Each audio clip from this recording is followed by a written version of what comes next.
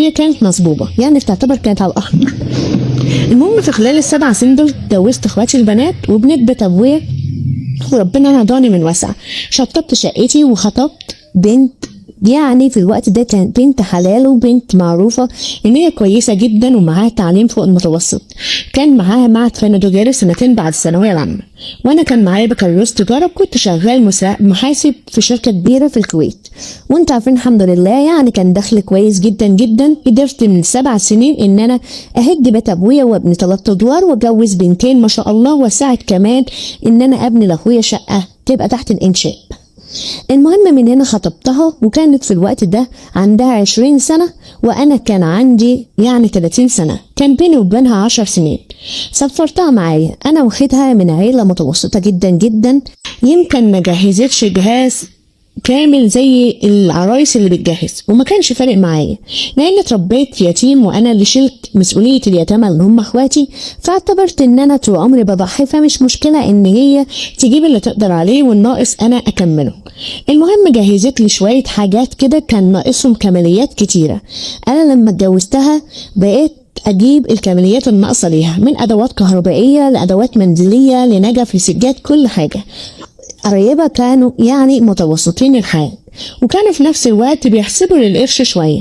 انا كنت عارف ان هم يقدروا يجيبوا لها كل حاجه، بس كانوا بيحسبوا للقرش شويه، وعلى قد كده قلت مش فارق معايا. طول عمري بضحي وبكتر لاهلي وبراضي الصغير والكبير في قرايبي، ما فرقتش ان انا يعني ازود في بيتي.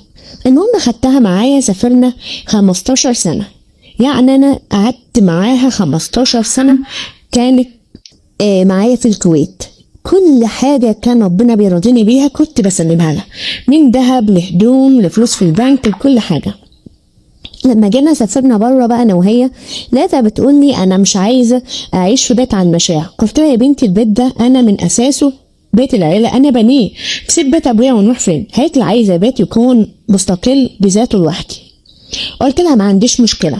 المهم في خلال 15 سنة اللي سافرنا فيهم دول عملت بيت لوحدي، اشتريته جاهز، بيت 5 طوابق يعني 5 ادوار. المهم قالت لي اكتبوا لي باسمي.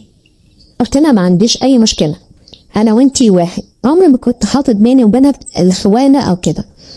المهم كان في الوقت ده معايا منها ولدين وبنت، كانوا بسم الله ما شاء الله زي القمر، وكنت فرحان ان ربنا بيرزقني برزقهم، وكان مش فارق معايا ان مراتي يكون اي حاجه باسمها، ما في الاول وفي الاخر بتوع العيال او هيبقى لاولادنا في المستقبل. لكن ما كنتش اتوقع ان هي بعد 15 سنه جواز او 20 سنه جواز هيحصل منها اللي حصل ده. حتى 15 سنه في الكويت جبت لها دهب ما شاء الله يمكن فوق 400 جرام دهب. جبت البيت 5 ادوار كتبت باسمها، كترت من فلوس في البنك باسمها. انا يعني ايام ما كنت بعمل وانا عازب كان في فلوس باسمي، لكن من يوم ما اتجوزتها كل صغيره وكبيره كانت في ايدها هي.